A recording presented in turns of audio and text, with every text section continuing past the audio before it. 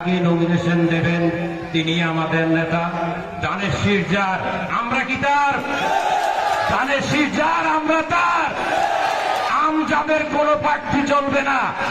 বিএনপির একটাই কথা, ধানের শীষ যার আমরা তার। দল যাকে নমিনেশন দেয় আমরা তাকেই মেনে নেব।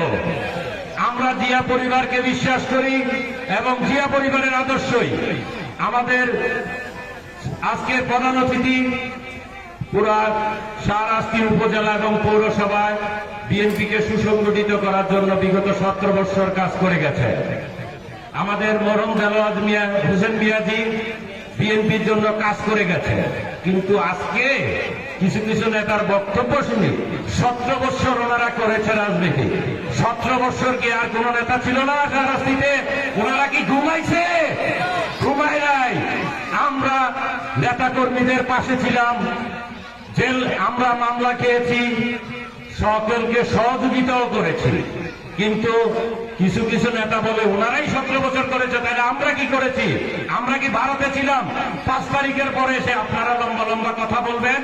আমরা এখানে যাদেরকে দেখেছি বিগত 17 বছর আমাদের আন্দোলনের সময় এরাই আমাদের পাশে ছিল। আমরা আন্দোলনের সময় নির্যাতিত হয়েছি। আমি লাকসাম যাওয়ার পথে মুজাফফরগঞ্জ আমাদের গাড়িতে হামলা করেছে। অনেকে ওই সময় ওই প্রোগ্রামে ভয়ে যায় নাই, একটা বড় বড় কথা বলেন। আপনারা মামলা খেয়েছেন, কে মামলা কয়টা খাইছেন? আর ওই মামলাগুলোর খবর নিবেন। সেই মামলাগুলো কিসের মামলা?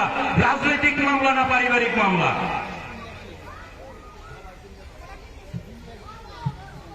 আমাদের আজকে প্রধান অতিথি এবং অন্যান্য নেতৃবৃন্দ মূল্যবান বক্তব্য রাখবেন।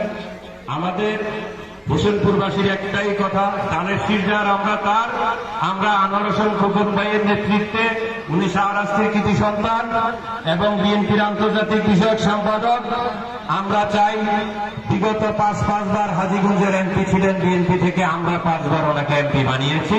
হাজীগঞ্জবাসী আমাদের সিনিয়র নেতৃবৃন্দ যারা ছিল হাজীগঞ্জবাসী আমাদের কাছে কৃতজ্ঞতা প্রকাশ করেছে, যেহেতু 5 বার আপনাদেরকে এমপি দিয়েছি। এবার আমরা যেহেতু আমাদেরকে 5 বার এমপি বানিয়েছেন হাজীগঞ্জবাসীকে, এইবার আমরা শাহরাস্তির কাছে কৃতজ্ঞ, তাদেরকে এমপি বানাবো।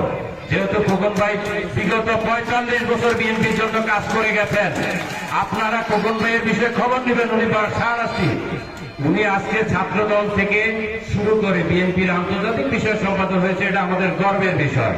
কিন্তু আমাদের সন্তান এই হিসাবে আমরা বলতে করবো আমাদের ভাই। আমরা যতক্ষণ পর্যন্ত দল এর কাছে তুলে ধরবো, আমরা আনোয়ার হোসেন খোকন ভাইয়ের নেতৃত্বে এবং মুস্তফা কামালের নেতৃত্বে শাহরাস্তিবাসী ঐক্যবদ্ধ। সবাইকে সালাম জানিয়ে আমার বক্তব্য শেষ করছি। আসসালামু আলাইকুম। বাংলাদেশ জাতীয় দল 19 দফা কর্মসূচি নিয়ে সৃষ্টি করেছে। সেই 78 সাল থেকে হত্যাপতি দলকে সুসংগঠিত করার জন্য, দলকে প্রতিষ্ঠা করার জন্য যারা দলের বিগত থেকে কাজ করছে, দলের হয়ে কাজ করছে।